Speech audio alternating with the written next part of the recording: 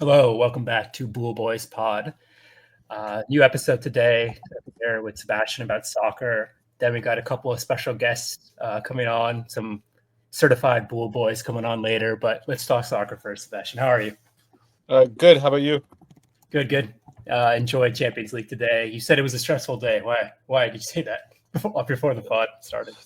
Well, today Celtic, as you can see, I'm repping I like my it. Yeah. club. They needed to win, and they needed Arsenal to beat Dinamo Zagreb, which they did, which it was pretty easy. That was kind of a foregone conclusion, and they needed to win to secure knockout stage Champions League for the first time since 2013. And I mean, yeah, it's the expanded format, so it's a little easier than it was in the past when only 16 teams made it versus the 24 that make it now.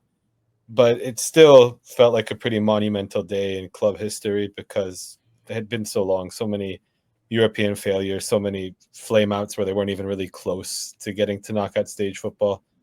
And for them to finally get past that stage, it was really nice. You could feel the tension in Celtic Park today. I mean, the fans were really nervous, especially first half. They had 3 goals ruled out. For one was a foul, Oh, 2 were offside. Missed a penalty in like the 42nd minute right before halftime. And it was like going into halftime 0-0. It was like a fucking nightmare. It was just like, oh my God, dude, like this is this shit that always happens to us. Like we're gonna fuck up and then lose to Aston Villa on the last match day and lose our place in the knockout stages on goal differential.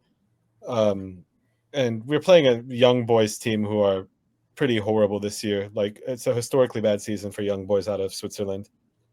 And I love that just name. I love them, and it's a funny name, but I don't really like that club. I find them, a bit. They win the league too often. Okay. I like variety, but um, it was really stressful. They almost conceded. Like there was Casper Schmeichel had to make this incredible double save uh, in like the 70th minute, I want to say, where we got hit out on the counter. It was pretty much Young Boys' only big chance of the match. Well, they had another one in like the 94th minute, right as before the whistle, basically. That was maybe a little easier for Casper to save, but he came up pretty huge. Yeah, it was wildly stressful. It was such a stressful game that the commentator was saying like, "Oh, is it going to be one of those nights for Celtic?" And I just had to like mute commentary for like 10 minutes because I was like, I can't listen to this right now. Like I'm getting unreasonably angry. Um, and yeah, so we score in like I want to say the 80 something or somewhere in the 80s minute Okay. off of like Adam Ida gets a beautiful pass. I want to say it was from Rio Hatate. It was an incredible pass. He's like, there's a defender behind him. He's kind of one-on-one in on the keeper. The keeper saves it, but then it deflects and bounces off of the defender Benito into the goal for an own goal. Okay. Celtic go up 1-0, and still a little bit stressful. And then fucking Dyson Maeda, red card in like the 89th minute. So we're down to 10 men defending for our lives, and Celtic get over the finish line and secure knockout stage football as a result of Arsenal winning. They can't really be caught. Yeah. Yeah, so we did our part. Arsenal did our part for Celtic, and now Celtic need to do their part next week for versus Aston Villa, because I believe Aston Villa is one of the few teams that can knock us out of top 8 if they I think win. there's a lot of teams that could knock us out, I feel like, but I think Arsenal just have to win. Oh, we have to tie, and we're guaranteed Girona. Yeah, but we're playing Girona. Girona's it was a good story last year. They're not great this year. I mean, they lost to AC Milan today, and they're not doing super great in champion or in their domestic in La Liga either. So Yeah, Arsenal should just beat Girona. hopefully, yeah. So that was another big game today. That's obviously one of the reasons why we're talking today. We're going to talk about Arsenal in a second, but City also had a big game versus PSG. They lost. They were up 2-0, and then like within 10 minutes, PSG equalized, and then at the end, 2 like goals as City was chasing the game, but they're effectively in serious danger of missing the top 24, which is crazy to think about. Their slide continues. Anything you want to say about City? Anything you They'll be noticed? Well, I have to say my attention was a little bit diverted by the Sure, Celtic match. sure, I did have that one on. It was because as you know, they go up 2-0, and I'm like, oh, they've got this in hand. You know, PSG are not having a great year. And then exactly. in Yeah, a matter of minutes, like you said, I'm looking at it and I'm like, oh my God, it's tied.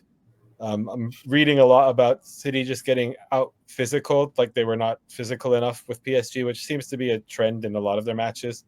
They seem to be lacking in physicality. And they probably, they play Club Brugge next week, I think, right, out of Belgium, and that's basically like a winner loser goes home match. They'll probably be heavily favored, but it's sure. hard to say you can feel comfortable about any match with City at this current point in the season. When it looks like they've maybe turned a corner, they end up just shitting the bed remarkably in their incredibly in the next match. Like they look dominant against Ipswich, which was a tough one for me, as you know, I really Yeah, want Ipswich to stay up. But yeah. then they come out today. The first half was pretty bad from what I saw. I think it was 0-0 at half, right?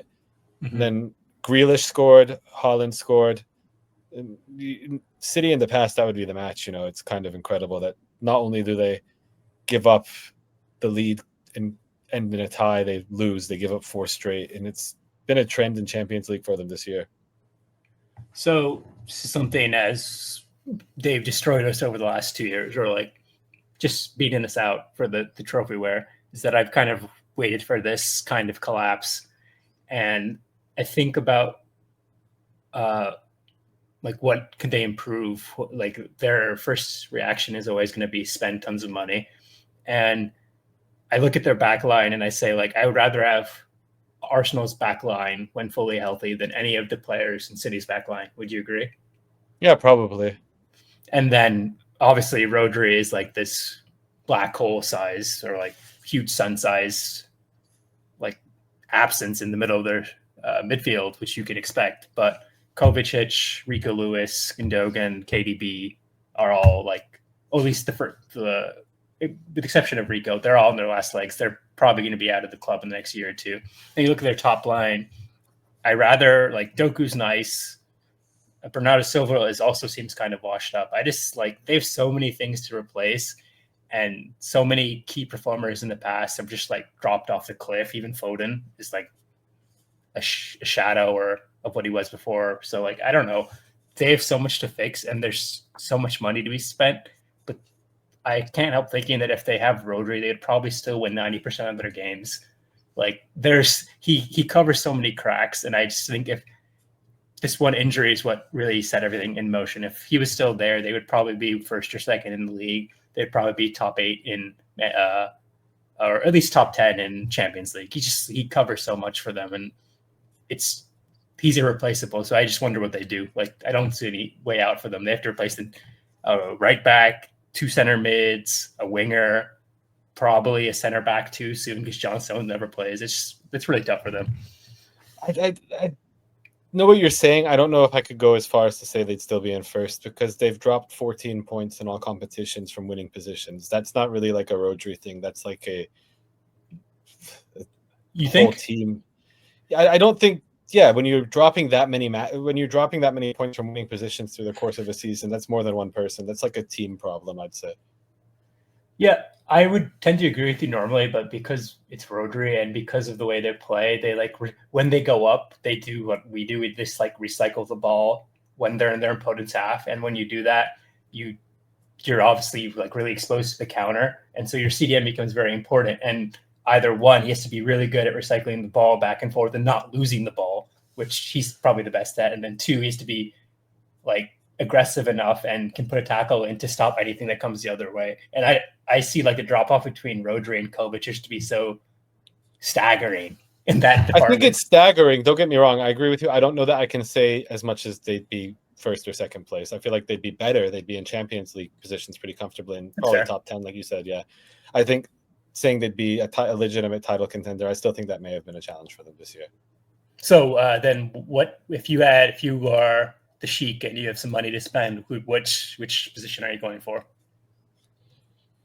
You need depth, I feel like. I mean, the Marmouche signing really helps. They should never have let Alvarez go. That was a big fuck True. up. Yes. You probably need a better replacement for Rodri if this ever happens again, because you can't throw your whole season away over one player. And yeah, the drop off between him and Kovacic is huge. And I mean, some of the players are young and they'll have to improve. Like that's kind of part and Yeah. parcel of this. Josko will get better. Rico will get better for sure. If it was me, I would actually say like the thing that would scare me the most is if they find a suitable KDB replacement. There's been talk of Verts or Musiala. Like that would make me more scared than them buying like another backup striker or a really good winger. Even I think like they haven't really replaced Mahrez, so like someone who could be that level 20 goals a year. That would, to me, a left 8 or a 10 would be more scary for me. We talked enough about City. Like we can't even relish how bad they are because we've been struggling ourselves. Every time we get something going, we have a Fulham draw or Everton draw or some bad loss or something. So we've been talking, like complaining to each other a lot on DMs and saying like, oh, this is not fun to watch and we need a striker and like they need to put money in. And I just wanted to like confirm your viewpoints of what we need and what you think the problems are. So I had 5 quick questions for you. Anything on the Arsenal kind of downtrend before we start? I don't know. I think we're just fucking unlucky. Like they're actually basically on the same pace as last year, right? Exactly. If you look at the points, it just feels like Liverpool have been really great. And I think part of the issue, maybe it's hard to compare year to year because the bottom of the league has gotten so much worse. So there are easier points to gain. So maybe these point totals are like artificially inflated. But yeah, I mean, I reflect on the season. Liverpool didn't have like a real challenging match for the first 10. It felt like they got like the easiest. Sure, yes. They got the easiest draw, which really helped them gel. We had a kind of nightmare start, really difficult. Did pretty well, and then just a lot of this is fucking injury luck. Like Arsenal, I can't remember a team being so snake bitten by injuries. A lot of it, I don't even know if there is saving the title challenge without Saka. Like he is the most important player, arguably, in the entire Premier League. Him or Rodri, I would say, to their team's success. So it's kind of hard to imagine Arsenal really challenging for a title. Yeah, so you hit my first point on that is that we've just been so unlucky from the Brighton red cards. I think there was one more red card after that. I think Trossard, right? City. Yes. God, how can I forget? Was it Liverpool or City? It was City. Yeah, City is for sure. It was City. And then we'll have a bad draw, we'll have a bad loss. We'll put in like 3 or 4 performances, and then we'll have another bad loss or bad draw. And you're right. We were exactly where we were, but last year there was so much more like optimism and positivity that we're getting better. All of our players are pretty much healthy. We start off the year losing Odegaard, then we lose Saka, and then like Jesus is out for the year. We haven't seen Calafiore. Tomiyasu is MIA. Like there's a lot, and then not to mention that Saka and Rice both played till the finals, and then Declan was playing 90 minutes every game, and you could kind of see at the beginning of the year how like gassed he was. He's finally kind of bringing it back, but so then he has to play like every other game, and he's a broken toe too on top of that. So like we just had terrible lucks. The Kai thing goal versus Aston Villa, like he moves a fraction to the right or the left, it hits him in the stomach, and it goes in. Like we've just been really, really unlucky this year, which contrasts to how lucky we've kind of been injury-wise the last 2 years, and kind of highlights the point as if you are lucky like that, you got to win the trophy. Like it doesn't happen that often, What do you think about what do you think about our injury luck, like compared to the last 2 years? Do you think it's even close? Like I feel like we've missed a key player every single, like Saka, Odegaard, and then now Saliba too. Like I haven't even mentioned Saliba yet. No, this year's much worse. We're missing, like you said, pretty much in every phase of the season so far. We've missed one of our top probably 5 most important players. Exactly. Yes. That's what I was trying. It's hard to overcome. The depth options they brought in, yeah, I don't know. We're touching on that later, I think, when we talk about transfer misses or whatever perceived misses.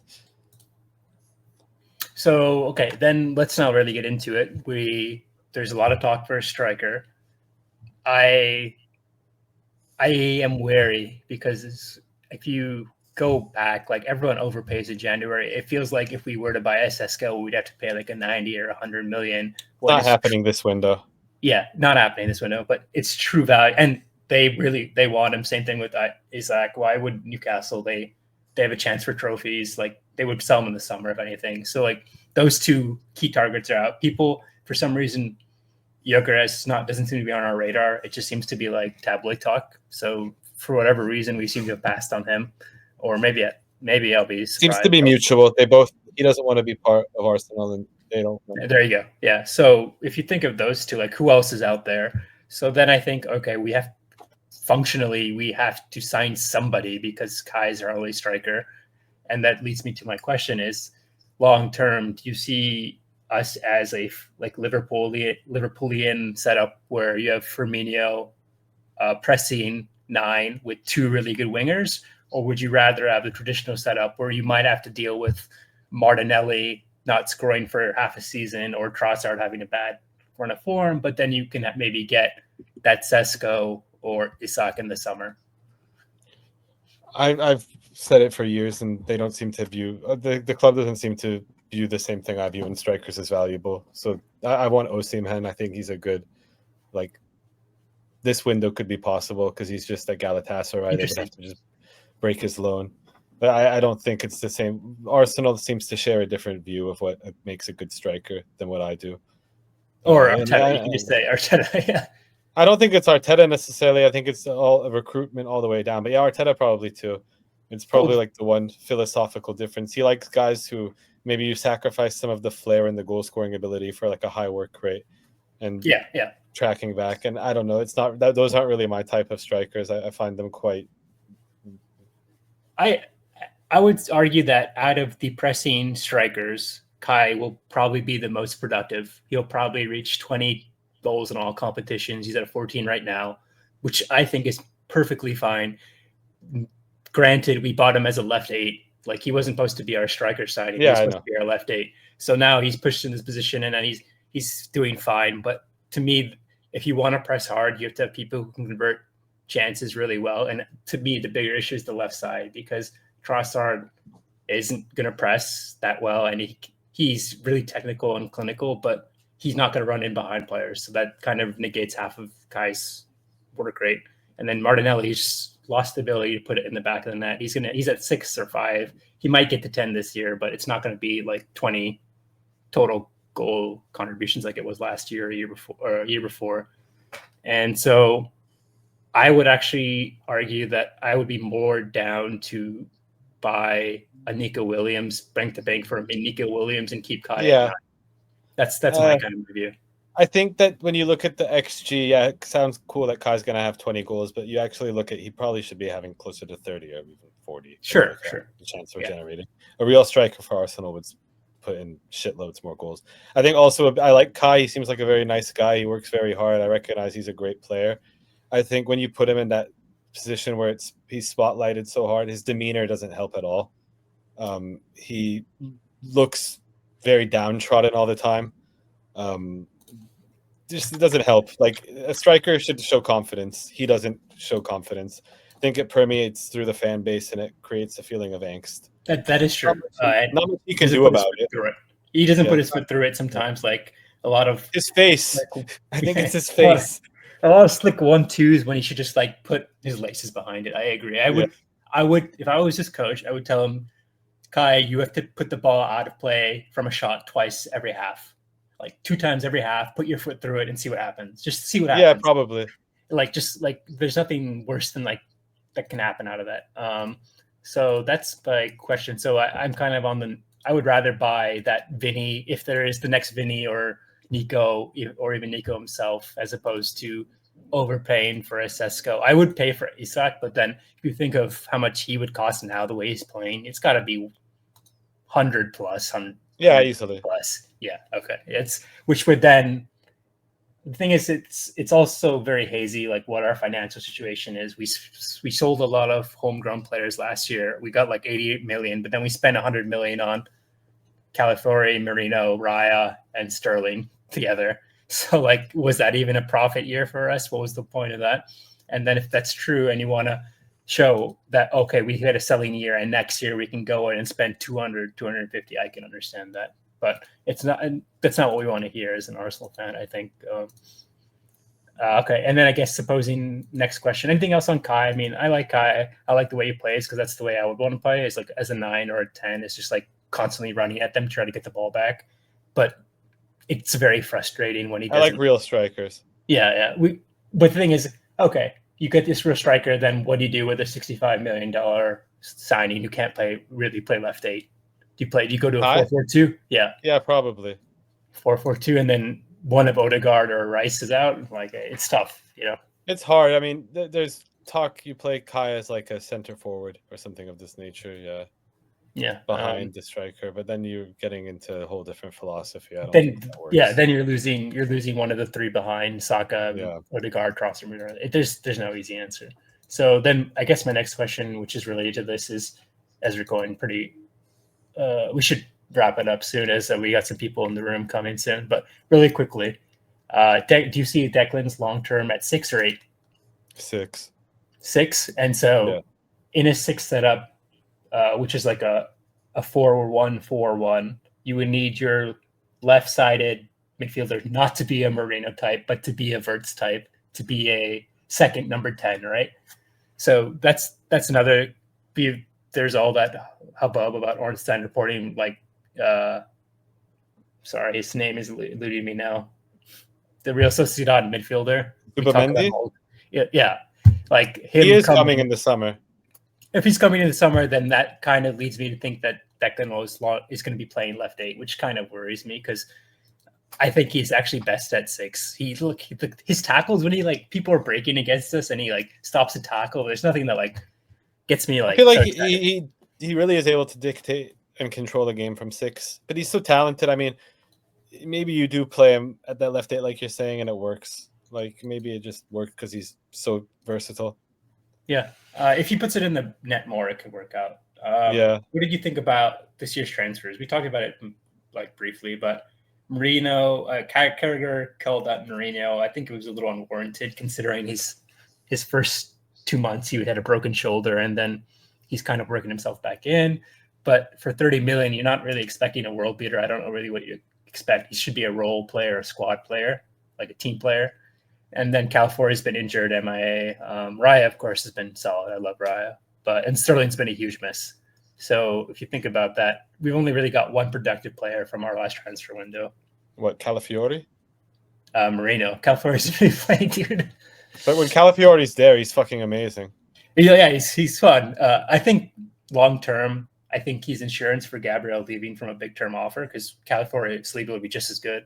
I think he can play. He can play anything. He can play center back. He can play. And then I like Calafiori type players quite a bit.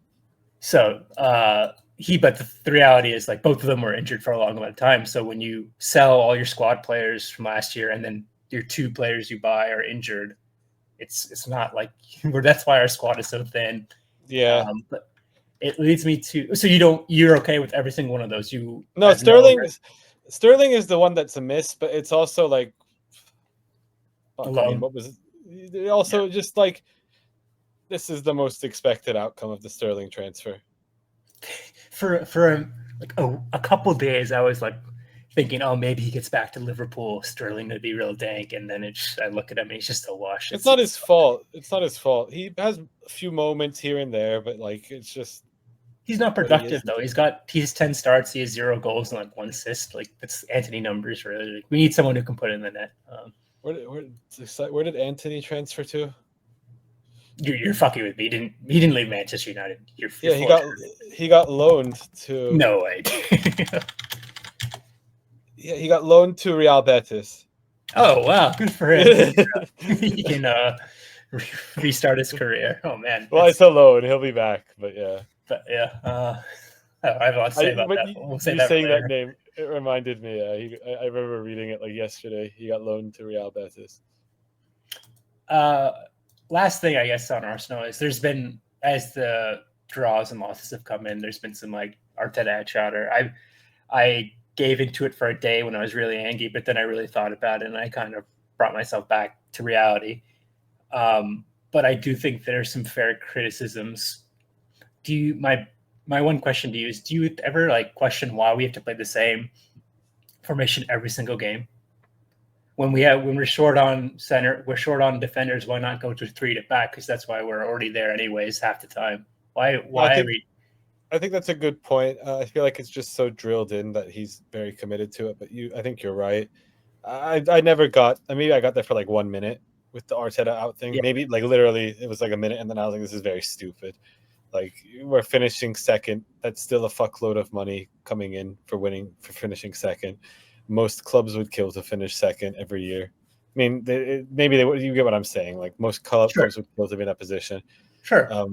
It got very dark before Arteta. Like I find the whole he has to win a trophy chatter like fucking asinine. And like you mentioned the lad who likes to bandy that about a lot, Kara, who Yes. I like. He seems like a nice man when he's not talking about the Premier League, but comes off as rather idiotic whenever the actual Premier League, which is part of what his job is when he's discussing it. Like, a guy's kind of an idiot when the club that he played for his entire life hates him. Like, like that's where I land on it. Like, he just kind of is. Maybe he's like the Stephen A. Smith or Charles Barkley of Premier League coverage. Let me ask you a follow-up question. How many years without trophies does Arteta get? How many are we at now? 5? I guess it's 4, right? Because we won FA Cup in the first. That's what I was trying to remember when we last got so the FA Cup. 4. It's been 4 years. Yeah, I think this will be 5th. I don't know. He gets another 2 years, 3 years. 2 years? Yeah, if you don't slip. I mean, it's hard to say with the shit that's happening with the club's injuries, And the changing of Edu, the guard with Edu. There's a new sporting director come in, but I feel like that was somewhat of a power vacuum kind of struggle type thing. But we'll see. Me too. My last thing on Arteta is like I recognize what you said, how dark it was before, and how much like he's reinvigorated my love of watching Arsenal. But I do think there is a lot of tactical inflexibility, not with just the formations, but with like rotations as well. Kiwior played really well for 2 weeks, and then we don't see him for like a month and a half. And meanwhile, Saliba and Gabriel are playing every single game. I find it hard to believe you find a shitty game to play him in to practice, so the situation can happen again, or even like Miles Skelly on the right because Timber is on his left, like playing every single game. Why can't Miles try on the right? These things. Maybe even putting like Martinelli at 9 to run in behind, like things like there are things he's not willing to do, which he knows 100 reasons why he doesn't do it. But I would just like to see like a little more willingness to change the same formation over and over and over again. That's probably fair. I can't disagree there. Yeah, and then I guess Arteta as well. I would give him. I would say give him till the end of his contract extension, which is this year plus 2 more years. But I worry that Saliba will probably leave next year for Real Madrid or year after because his contract runs out, I think, for free. And then that's when I start to worry when things crumble, when the good players start to leave because they're not winning trophies for a certain amount of time. But we'll see what happens. All right. Welcome. Very, very special Bool Boys pod. We got 2 of the certified OG Bool Boys. Connor from DC, Beastbrook, a.k.a. Numleduke from Philly. So today I wanted to ask Connor about Connor's one of the few realist Laker fans out there. He'll tell us how it is. He won't sugarcoat it. So we'll talk about that. And then Nam just came back from Vietnam and he got why don't I let you take it away now. How was Vietnam? Well, first and foremost, It is my first inaugural appearance to the Bool Boys podcast, so I will say I'm pleased. It took a little while, took a little finessing, but I think I twisted Ashwin's arm enough to get me on here. So I'm honored, I'm privileged, and yeah, just good to see fellas like old time homies that we haven't really gotten a chance to get connected. So happy about it. I know that there's a roast coming, so I'm preparing myself. Actually, I wanted to get your opinion and Connor's opinion on the proposed fantasy rule changes. So it's out in the open as well. And it's all, it's documented for Andrew. So, but before that, so tell us about Vietnam. Something special happened, right? Oh yeah. So, yo, I'm a fiance. Apparently, it's happened. It's been a journey. It's been a journey. I'm stoked. Some of you have met Ashley, and man, she's just a great person. She really meets the needs of Nam and the craziness that comes with it. The needs of Nam. But yeah, man, Vietnam was a great trip. It was something that started with my family and me, and then her family and her in separate parts of Vietnam, and then we met together at an airport in Saigon. To make a long story short, I was like rushing over to her, tripped on the chairs when I saw her after like not seeing her for 2 weeks. It felt like years, and then I was just give her a big kiss, big hug, big swirl, all of that, sweating the whole time, knowing that that day, later that afternoon, I would propose to her. And I was like, oh wow, same day. I didn't realize it was literally that day. That day, okay. Yeah. And then we You get don't on even let her rest, dude. You don't even let her cool off a little bit after the flight, dude. Mom doesn't rest. He doesn't do that kind of thing, dude. You got to go full throttle, dude. Dude, it's like Rust, dude. It's just nonstop motor. I don't know what am I gonna say. But yeah, we get to an island, sentimental island that my family has grew up on, and then we go on a bike ride. We go on a treacherous hike up a mountain, slippery slopes, cliffs. She at one point said, "Are we gonna die?" And I said, "Well, if I'm dying next to you, how more romantic can that be?" You know, so I was a sweet priming her, thinking like she's got no idea it's coming. Spoiler alert: she had like multiple ideas, and one of which our close friend Aram had done a little bit of the accomplishing and texted me on my computer, and she saw the message. Say, no,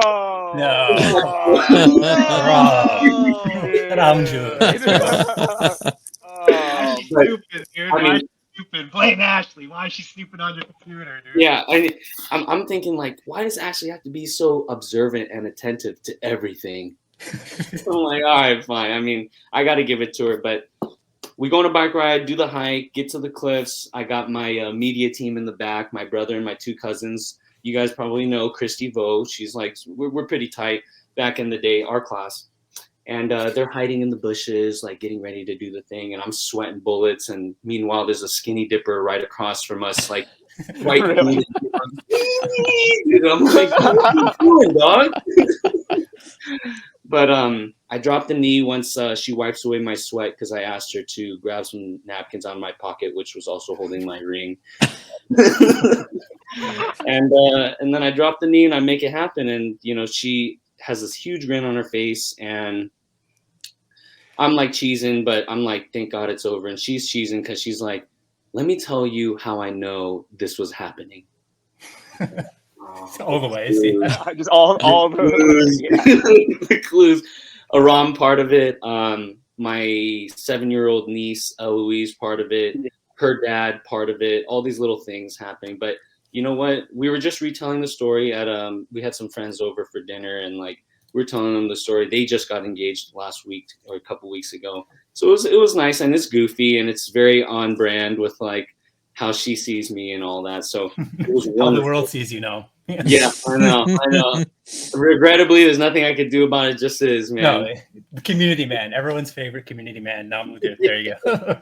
Something like that, yeah. Yeah. But Vietnam was great. I mean, in a nutshell, very emotional. It was all of my mom and her siblings that escaped from Vietnam, 1965 or 75, and they hadn't been back since. So it's almost a 50-year hiatus for them. So it's crazy. It's a lot of it, a lot of emotions, visiting old houses and yeah, just seeing what their life was like when they were living in Vietnam as kids, as teenagers, and 20-something-year-olds. So I think overall, super good trip, and happy to say that we're moving on to the next chapter, at least with me and Ashley. Very nice. Congrats. Awesome. Bro. Congrats. Happy for you. Yeah. Thank you. Couldn't have done without you. No, Connor, welcome as well. First time on the Bool Boys pod. Really glad you could come. I think you've been bar none the best addition to the group chat ever, right? Yeah. Thank you. What are your impressions of group chat? And I was curious what your favorite Bool Boys emoji is. Ooh, good question. Good question. Yeah. First off, thanks for having me. It's been way too long. Happy to be a strong addition to the group chat. Yeah. Oh man, top emoji. I don't know. There's too many good ones, and I feel like they're all used so well. Ponzi Sniff's a good one. Laughing Schwinn. I like Laughing Schwinn is my favorite one. That is a good one as well. I like the proper use of the tomato, Siebes. I know you throw that out there a lot. It's not me. I don't throw it out very often. No, it's. I've seen it come from you, but I know it really irks Jesse a lot, and I think that's just really funny. Arjun and Jesse throw the most tomatoes of any. What is the correct use of tomato? Whenever Jesse speaks. Exactly. I feel like it's applicable anywhere. Okay. And you enjoying fantasy as well, Connor? How's the team doing? Fantasy, great. Team falling apart. We're crumbling. I don't know if we'll make it to the end of the season. You could call it desperation mode at this point. Yeah, I'm trying my best. I've battled some injuries. I've probably picked a little bit too wrong. I think I slated for some categories more so than others. So we'll see how this year plays out. I'm just fingers crossed, not last place. Has Kamish informed you of SACKO punishment? No. What is the punishment? Oh, come on. Kamish, come on. I don't even know it. I said it multiple times.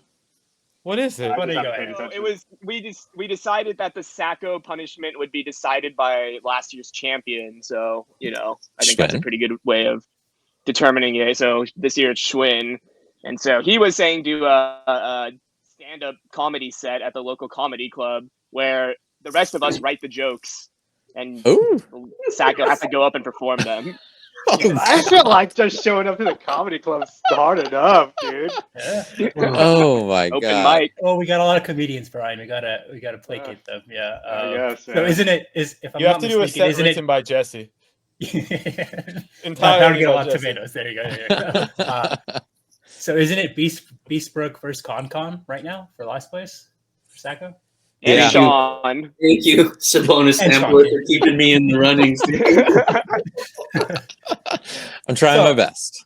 That's a good reason, a good question to ask you guys since you're here for the first time. What are your impressions of fantasy? Nom's been a long time participant in, I think, our league and also Andrew's, your brother's league, right? And intel is, what I've heard is that Nom is actually a very good player in the brothers league, but somehow it doesn't translate to our league. No. So what would you say is the reason for that? What's the reasoning for that? Yeah, because apparently you're a very good player in your brother's league. I'll tell you why. It's very simple. Our league in Northwood is a weekly league, and it's also heavily draft based. So if I fuck up drafting, which is pretty consistent with the last 12 years, I'm at odds here. Now, the other league, it's a daily, and the waiver wire moves quick, and it's like people are maxing out waivers every single day. So you really got to be trying to catch a good vibe, catch the wave on someone that's like rising to the top. And honestly, like my team in the daily league looks almost nothing like what it did originally when I drafted. So there's just a lot of turnover. You're a tinkerer. You're finding the perfect parts to your equation, and then at the end it's flowing, but you don't have that opportunity with us, is what you're saying. we are preventing you from doing Yeah, this. and honestly, I'm just gonna throw this out there. Siebes is like a waiver wire prowler, and he always he knows something that none of us know, and he picks up the guy. So I'm not gonna lie, Siebes. In some ways, I gotta thank you because like the people you pick up when I see in the league, I'm like, all right, I'm going to the daily league. And now let's see what's going on, dude. Oh, you like Nick Smith? Tumani Kamara, dude. What? Oh, you have him now. I gave him up, but I'm a two-sport athlete, and the one sport didn't go well this year, so all my attention has been devoted to my secondary sport.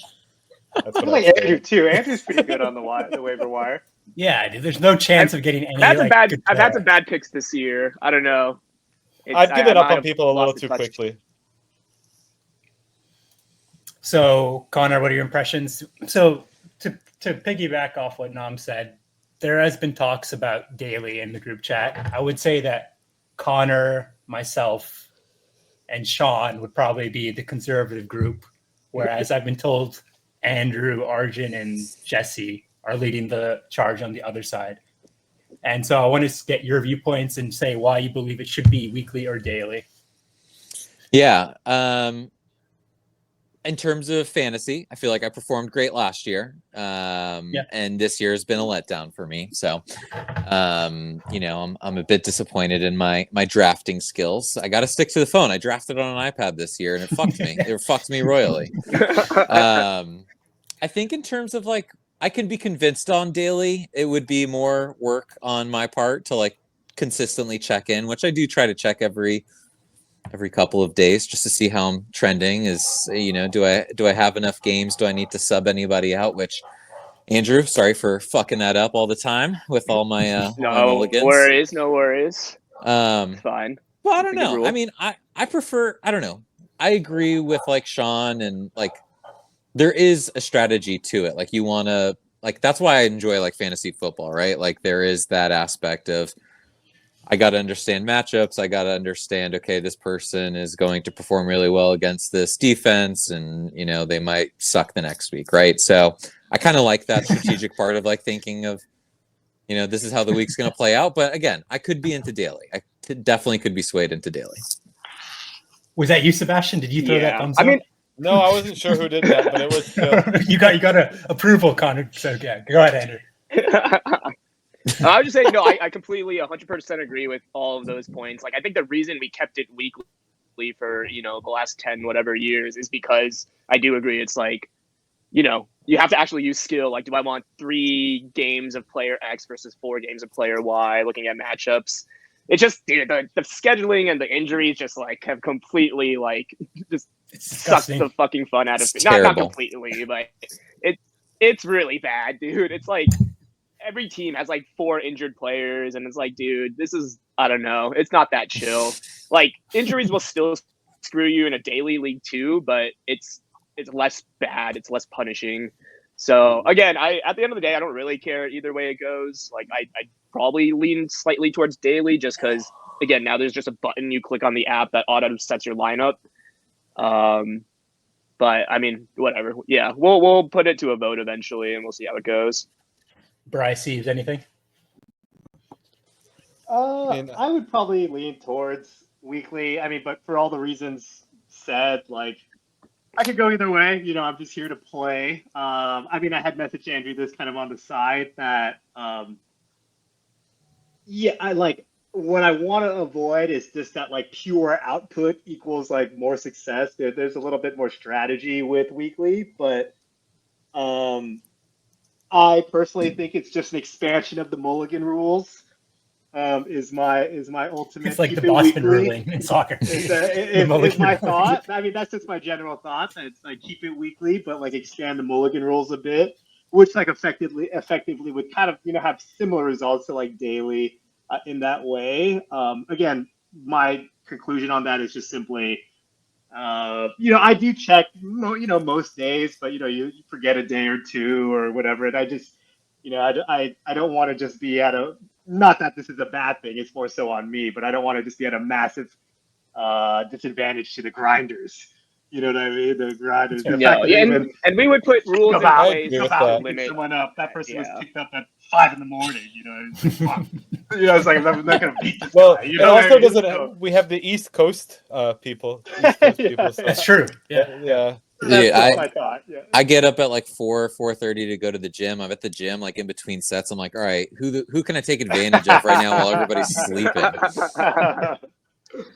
But I think Brian might be onto the ultimate thing. If we had stuck with the OG Mulligan rule before, the lunatic fringe voiced their dissent, we may have been able to mitigate the circumstances that led to us having this daily versus weekly debate.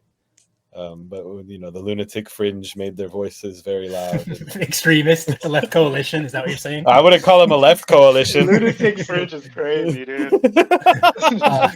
Crazy thing to say. No, last thing on this. You can have the last say. Daily or weekly?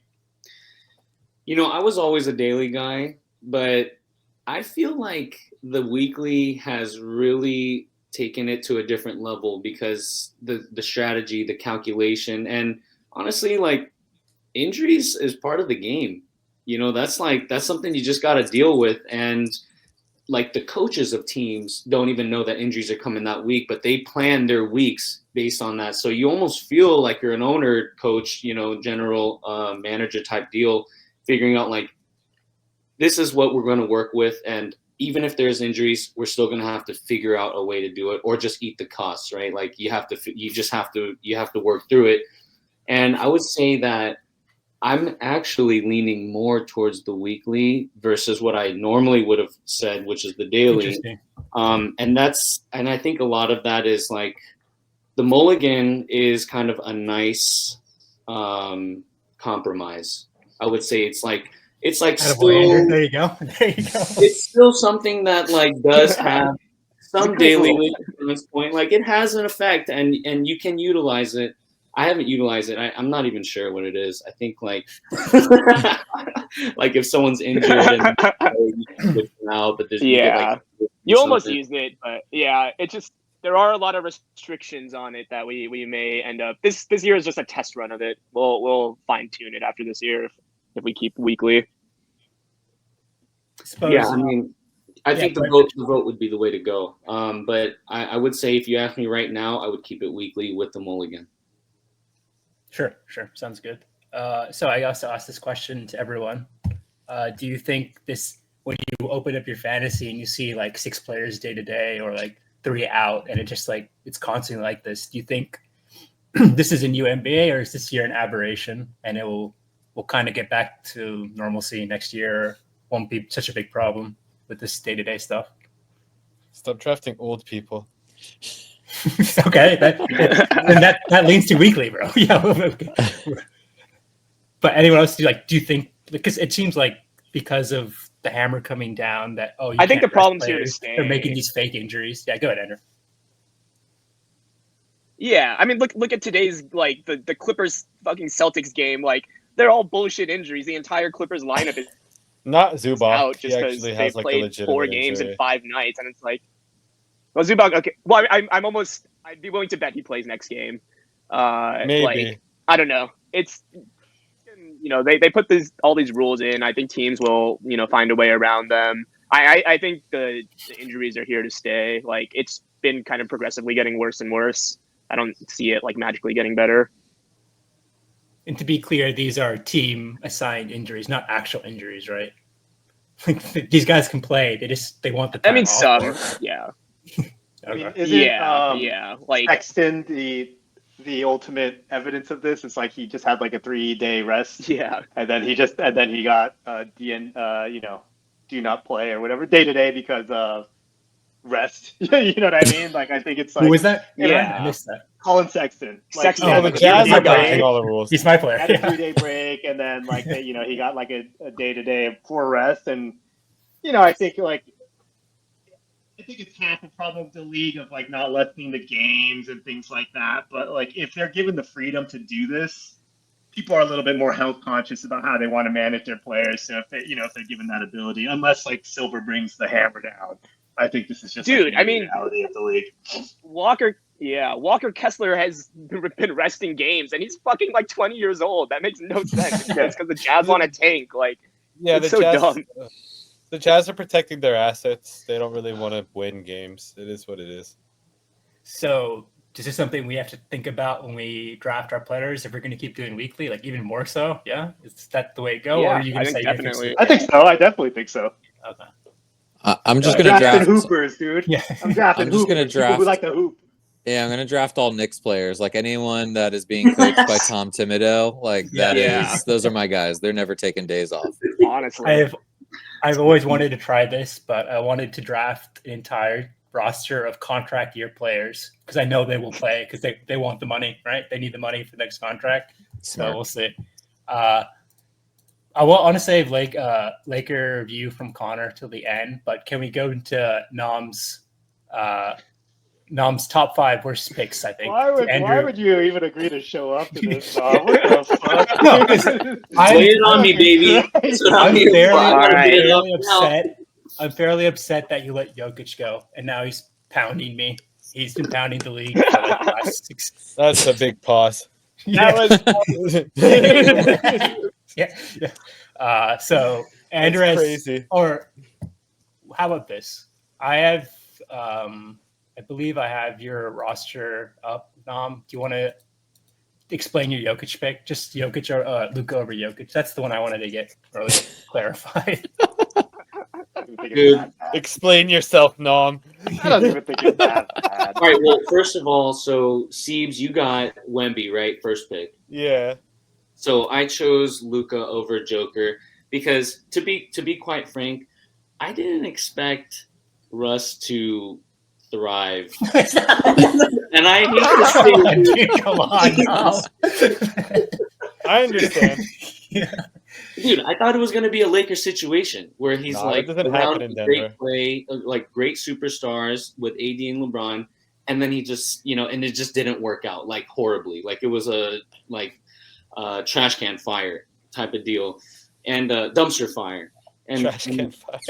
I was like, and the start of the season, the Nuggets were like, dude, they weren't like destined for, certainty to be the contenders. So I was like, okay, like, good, dude. I got Luka, and he had a slow start, but honestly, thinking Luka coming off of the finals last year and seeing like, okay, this guy, like, he got a loss under his belt. He knows what it feels like to take like the ultimate L when you're in the finals and getting like smushed.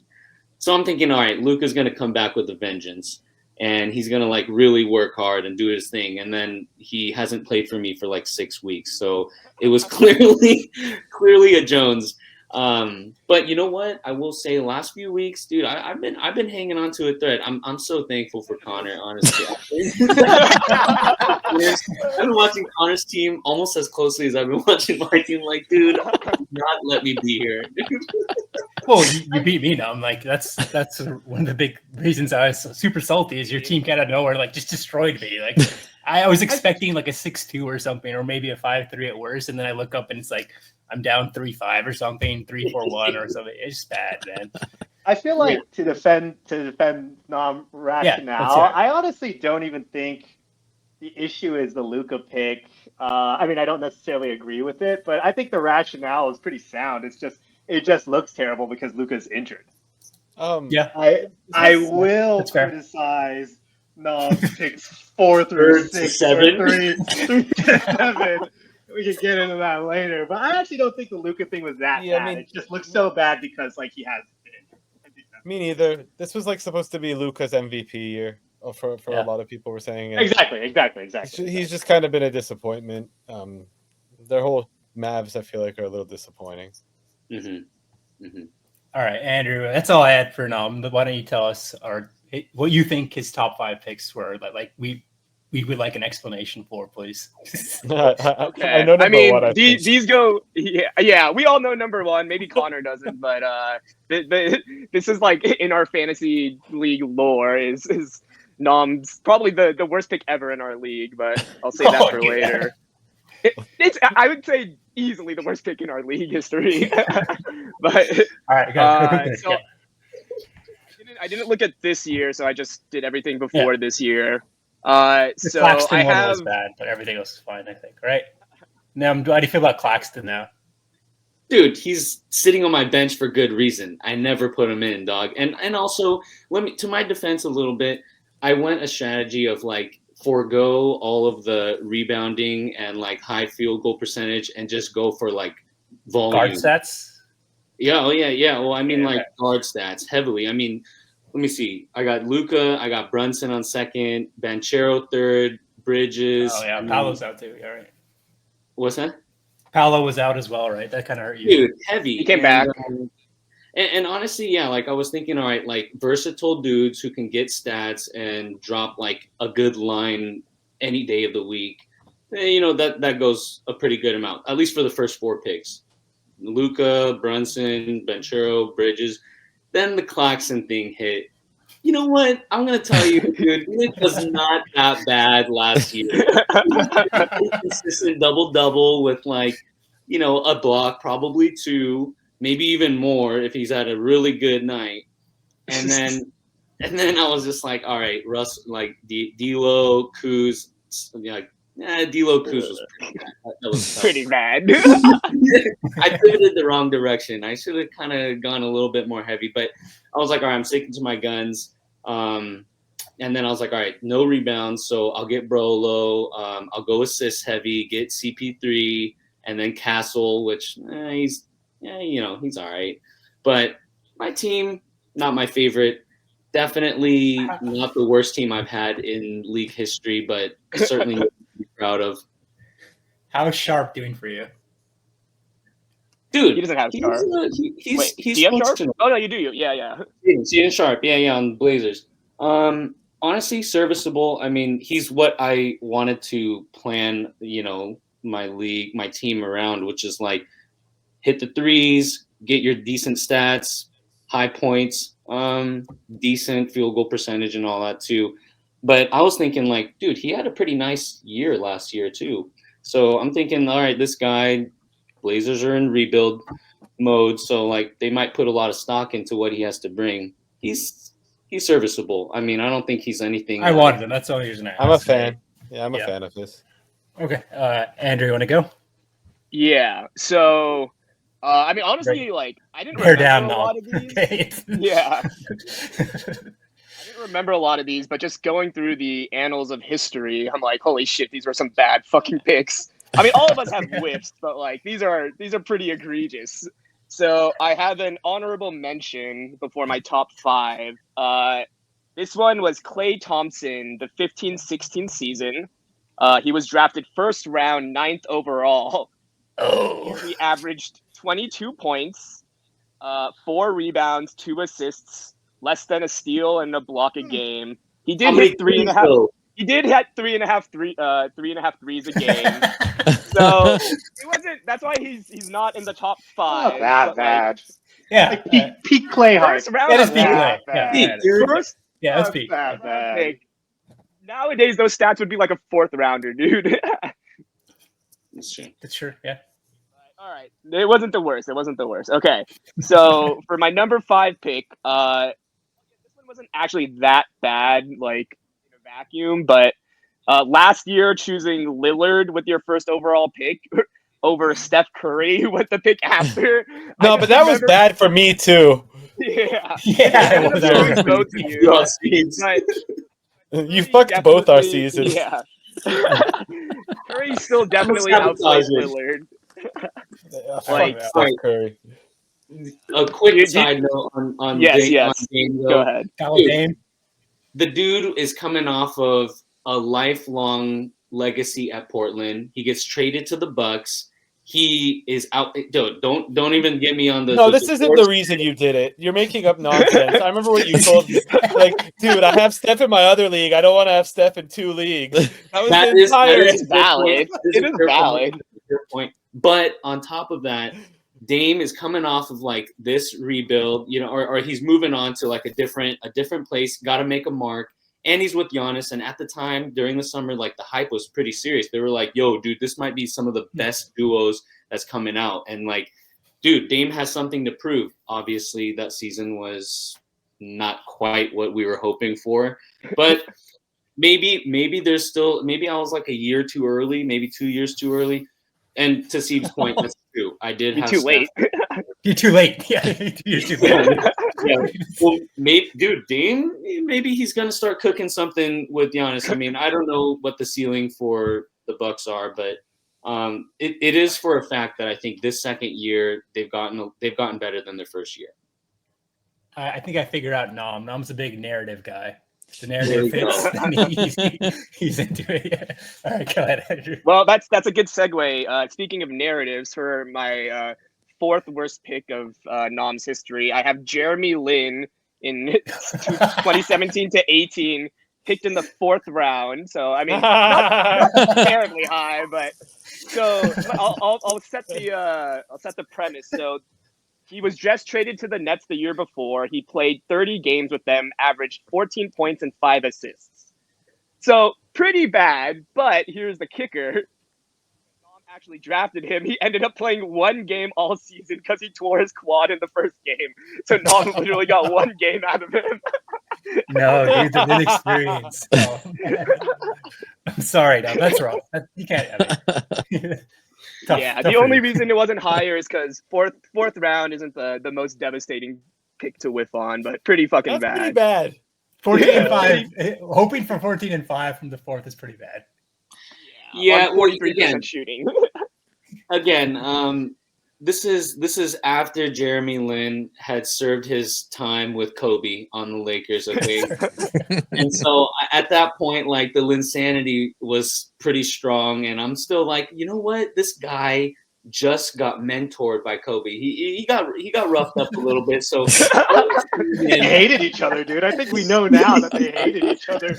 but Jeremy does speak highly of Kobe. Like he learned, I think he got a little bit of grit from Kobe that he never got from, his previous endeavors. And again, the narrative, right? Like Jeremy Lin coming in, dude, he just finished off the presser with Kobe. He's moving on to a new place. He might have something to prove, and he's going to the Nets, which is like, the other side of the city of New York. So maybe he wants to make some noise. So I'm thinking, all right, Jeremy, make me proud. Make the Asians proud. 4th round, though, maybe a bit early. Very good. Acceptance is the first step. Yeah. I like how Nom it's like a confessional, dude. Nom has to explain why he thinks everybody, dude. It's just a full roast, dude. Yeah. I got an answer for everything. Well, I'll try. Yeah. I'll try. It might be on the fly. I'd like to see you justify this one. So number 3. Gordon Hayward in the 2018-19 season, 3rd round. This is the year after he broke his ankle. He averaged 11 points per game this year. Your 3rd round pick averaged 11 points a game. Okay, I don't even need to go into the other stats. They're all terrible. But literally coming off a nasty broken fucking ankle. That was the first game, right? Against was it the Cavs? Yeah, but this is the year you picked. You picked him 3rd round after, so he had a year off. Yeah. He was out the whole time, right? And did he make it to the Hornets at that year? He was still on the Celtics, but I think he finished the whole year. 11 points a game. And what draft pick was that? 3rd round. Defend yourself. Like I said, man, the narrative. Redemption. Polarizing. Comeback story. Yeah, it's a comeback story. Yeah. Redemption comeback story. So Gordon Hayward, dude, he was a baller in Utah, right? He was like the guy. He was doing great. He actually was like, and it seemed like the ceiling kept going higher. So I'm thinking, all right, he made it to Boston. He didn't even play more than a full game and had one of the nastiest injuries we've seen in modern decade. And I'm thinking, all right, this dude spent a whole year rehabbing, figuring out what is he going to do to make the next year come out with the bang. Because remember, this dude was a baller on the Jazz, and he was like the number 1 option. So the narrative is Gordon Hayward, he's going to come out with a vengeance. I mean, especially because people are seeing this nasty injury, and they're saying, like, dude, this guy's done. This guy's done. And honestly, I mean, if I recall, Gordon Hayward, was he playing a lot of computer games during that offseason? StarCraft 2. Yes, he was. So you could tell the dude still had that competitive edge in him.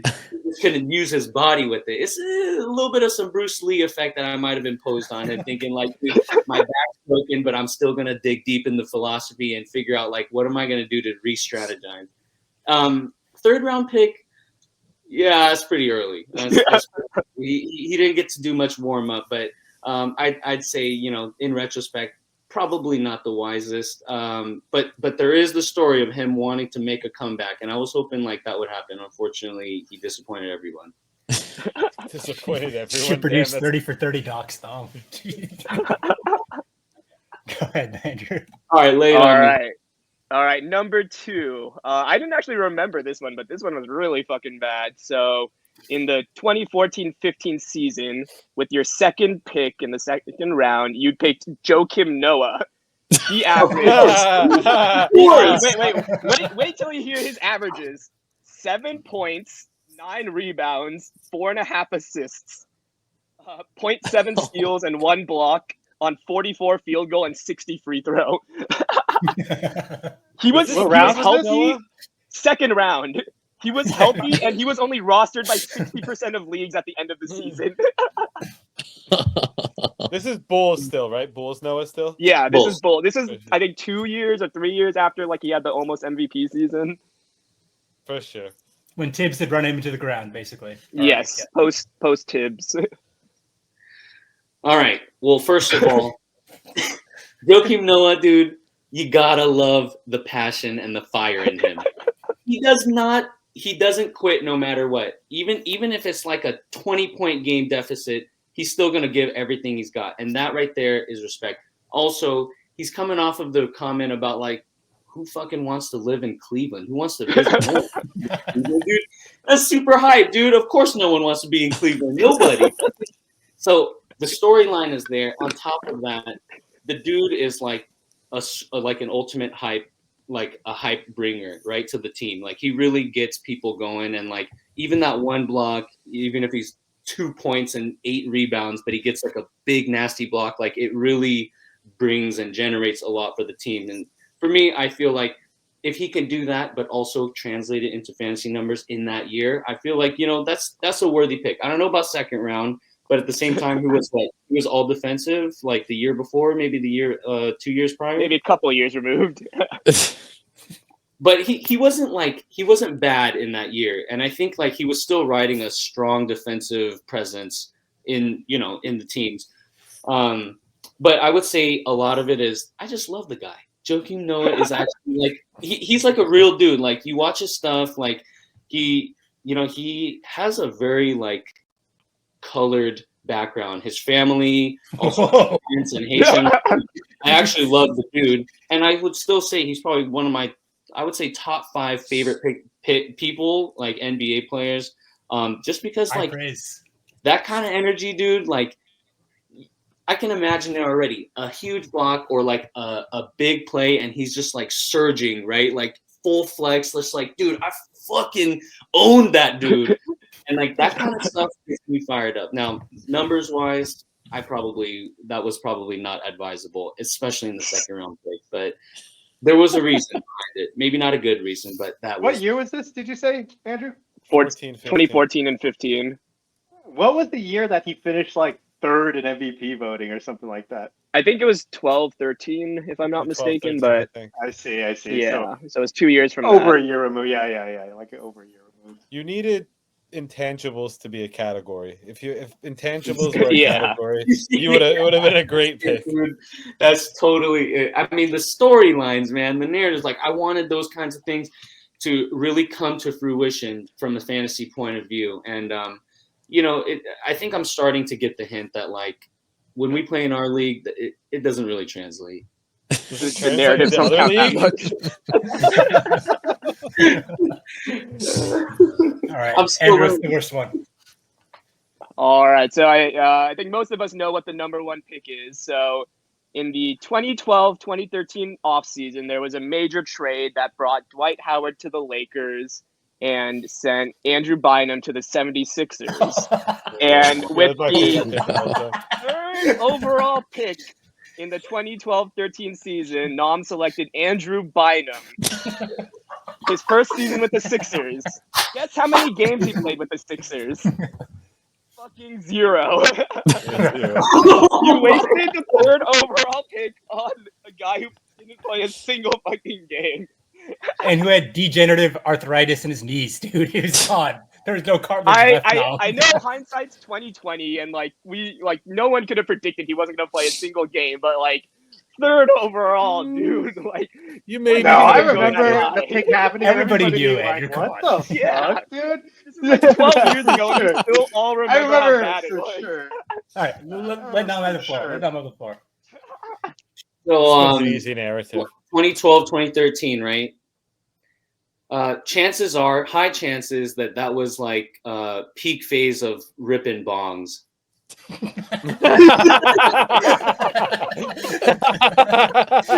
not gonna lie, dude. I hardly remember that season at all. Dude, we're smack dab in the middle of college, dude. I'm getting ready to go into frats, doing all that shit. Dude, girlfriends coming around. I'm like, dude, I'm living my best life. I'm not gonna say that I actually was super faded when that happened, but I don't know if my mind was in the right place. I mean, Andrew Bynum. Okay, here's the one caveat that I'll bring. Here's the one caveat I'll say. The year before, he clotheslined Jose Pomberia, right? Yes. JJ Barea, yeah. So there's a chip on his shoulder, man. There's a chip on his shoulder. He's like, dude, there's a chip on his shoulder. You're gonna trade me after all I did for the Lakers? I mean, Bynum was sick when he was sick, but yeah, I think pretty much after that phase, he was negligible completely.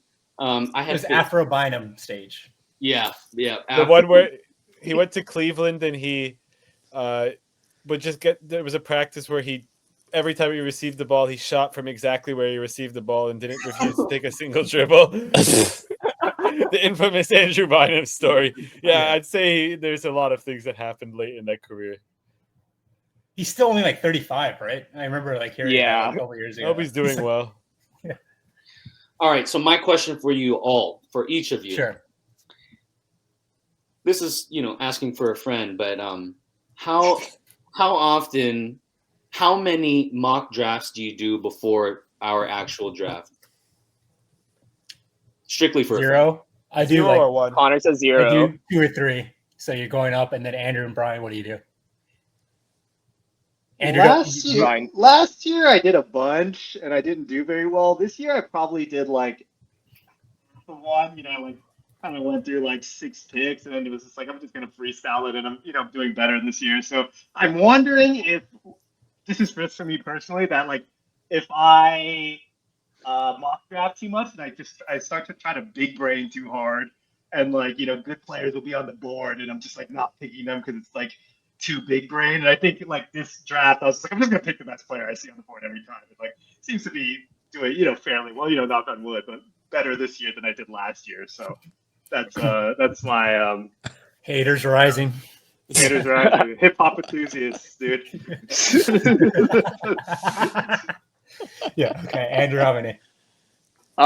This year I actually didn't do that many because I just find that mock drafts are stupid because people always make the dumbest picks. We're ragging on Nom for his picks, but no, people in mock drafts are extra fucking stupid. So this year I probably maybe did 2 or 3. Damn, so Nom's still fucking stupid. Stupid. I'm in the category, but I'm not the worst. I'm not the worst in the category. Not as bad as the people in the ESPN public forums. In years past I've done a lot, but I've kind of I just targets for each round and who I think is going to be available. That's usually how I prep. Fair enough. Good question, Nom. Okay. Anything else on Nom's tribunal? I think he passed with flying colors. He really sold me on some of his picks. That's how good he is. Yeah. Really quickly, we'll take a break. So anyone on the East Coast, anyone who needs to leave can leave. But I just wanted to get Connor's opinion on Lakers. There's a lot of, between Andrew and Jesse, there's a lot of whining and bitching about the Lakers in the group chat. And then you see this clear voice cut through that, and it's just Connor. So I want to say, what do you predict for us this year? And if we don't do well, who's the primary target you blame? Ooh. That is such a good question. It's not a good question for you. You're gonna blame one person. I we mean, all know who you're gonna play. you know who I'm thinking about. Okay, I put some thought into this, and I just want to preface, I moved to California in 1999. I've been a Laker fan since 1999. Don't let my LBJ hate sway anybody and think that I'm Lyndon B. not. Johnson? Yeah, Lyndon B. Johnson. That's how he acts. So I think right now the Lakers are in this very precarious position. They are a team that can be very successful, but what I see is like this impending doom and this like inevitable decline that is going to happen in the next couple of years.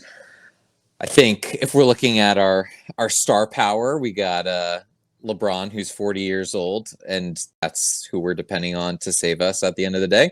Like, can he have like some superstar performances? Yes, but I don't think he's going to last too much longer. And then if we look at our second guy, Mr. Fragile, aka Anthony Davis, I think his entire career has had an asterisk next to it, and it's like when he's healthy, he's like the best player. When he's not healthy, he's a detriment to like the team. So that's where I'm at right now. We're looking at our C tier role players. I'm not enthused by anyone. Yeah, we got D'Lo out of there, and guess what? He's probably going to kill it on the Nets. I'm calling it right now. He's going to have a great finish to the season on the Nets. That's what I'm thinking about. Not really impressive. But outside of that, we got Max Christie, we got Austin Reeves. I'm not listening to either. You're not an either AR of them. fan. You're not an AR fan, really. I like him, but he's not going to save our team. He's not a superstar. Yeah, he's got flashes of like some great performances, but they're 1 in every 10 games, if that. That's fair. He's That's third fair. player. Yeah. So I mean, I think we've got like a solid team, right? I think we're in what, 6th, 7th place right now on the West Coast. I think we'll make the playoffs this year, but I think we're gonna lose. Like, there's no ifs, ands, or buts about it. Like, I think that is short term. Long term, I'm thinking front office needs to change. Maybe we sell the team. Wow. LA has lost its allure to like NBA players now.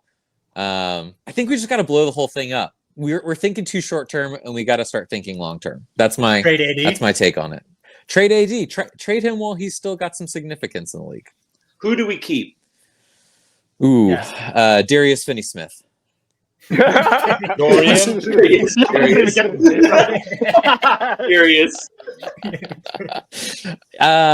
Jay, do we keep JJ? Yeah, he's fine. You gotta give JJ a couple of years. Like, Okay. I don't like, and you see this all like across any league. Like, a coach gets like 1 year, and then everybody's like, okay, well, he shit the bed. Like, let's move on. Like, I think you got to let him like see things through and maybe develop some of the younger talent like Austin or Max Christie or, you know, whoever else, Jared Vanderbilt, if he ever fucking comes back. Like, He's supposed to play next game. I'm not holding my breath on that. I think he's debuting, like legitimately debuting next game. Saturday, right? Yeah. But that's kind of my take. I think we'll make the playoffs. We're going to lose. And then we're going to have to make some hard decisions for next year because it's slowly going to, I don't know, snowball from there. So your GM, do you let LeBron and Bronny have this experience, or do you get rid of them too? I'm getting rid of both blow up. I'm getting rid of both of them. I'm sending them to Cleveland. Okay. They don't and want then that. I guess my last follow-up question, unless anyone else has any others for Connor, is that we won the bubble title 1920, right? Well, we had a championship-winning team there. We really dank. Since then, who do you place the most blame on like what's gone wrong? Is it Pelinka? I know Siebes is of the opinion. I've heard him talk sometimes about this. It's the Bus family. No, it's Pelinka. LeBron. That's the Bus family by extension, yeah. Yeah, I think Pelinka. It was the Westbrook trade. Yeah. I mean, that was pretty brutal too. I would say Pelinka. I think the Bus family is influencing like a lot of what's going on. Linda Rambis. Yes. I will. I know you guys are gonna hate me because I'll say LeBron, but LeBron is he is the mastermind. He's the fucking puppeteer that is guiding Jeannie Buss and Rob Pelinka with all these decisions. Oh yeah. I think we're actually all in agreement with that. I feel that way too. Like I think things went askew with the Westbrook trade, which I think was heavily LeBron pushed. I don't think. Totally. Yeah, like Definitely. Steve's shaking his head. What do you think? I don't know. It's exhausting. Like I don't. So know. do you not see any recourse for LA to be good in the next 5 years? I think no. I mean, what's the ceiling of a team led by a 40-year-old? Like it's not really very high, is it? I think AD. I don't know, when you call him Mr. Fragile, when he's been one of the more durable players in the league the last 2 years, it's not really great. I know that was his rep before, but it seems like he's played more than most stars do the last 2 years. I think he's a good piece to build around. I just don't know what the ceiling would be. I mean, the other teams are younger and they're better. It's hard to imagine the Lakers ever being able to get onto the same level as an Oklahoma City, a Denver, a Minnesota, even a Houston within the next 5 to 10 years. Like Lakers don't build through the draft. Most of these teams have built through the draft. So until you want to, so the one time they tried to build through the draft, they consolidated all that talent and traded for Anthony Davis, and they got a title out of it. So it is what it is, But that was a dark era. Like I don't really want to go back to fucking Byron Scott led shit team with D'Lo, Julius Randle. Like that was pretty bad, man. Like they blow it up, but man, that was not fun. And Lakers fans are a really shitty fan base for a struggling young team. Like it's a really toxic fan base. So I don't know that you can build through the draft if you're a Lakers organization. Yeah. Does our next title come from our 2 picks drafting organically, or does it come from a free superstar saying he wants to play for the Lakers? It comes from probably a combination, like the last. I mean, Kobe and Shaq. That's kind of So free agents. I mean, so you think we'll draft a Kobe, a superstar, and we'll get the other guy traded in? I don't know how it's gonna happen. Yeah, it's just pretty bleak. Basically, the complete revamp. Yeah, maybe if happens. Twitter collapses, the Lakers can win another title because then the toxicity will not seep through the entire organization. Yeah, I think it just all takes place in a post-LeBron Laker world. Oh, I think with LeBron there, that's not going to happen. And maybe we make a solid trade and build around AD and then have some good draft picks. But I feel like we give our draft picks 2 years to figure it out, and then it's it'll take more than 2 years probably. Moving on. Right. Yeah, I agree. We always make the decision between 2 and 3 years because then you don't want to sign with the extension, right? So all of our players are basically getting 2 years, our fresh guys, before they get shipped out. It's unfortunate. The future is bleak for the LA Lakers, but the future is rising for bridges to recovery. So let me ask this on that note. When and where does LeBron retire? Probably as a Laker in 2 years. You think he runs the contract out and he's done? Yeah, probably. I hope. I mean, it seems rash to say I hope, but the worst case thing is he plays pretty well. And we have a run or two, and then he's asked for another extension on top of that, and then we just paying him. I'd be kind of hyped though. 45-year-old LeBron. Yeah, I wouldn't. You gotta not. Every team can't be a title contender. Sometimes you have to be happy with being interesting, I guess. The Bronny James experience is interesting. It's not really the experience. It's not really the experience. He's barely played. You know what I mean? But we're not trash. We're not trash. That's what I'm saying. Solid team. You know what I mean? It's fine.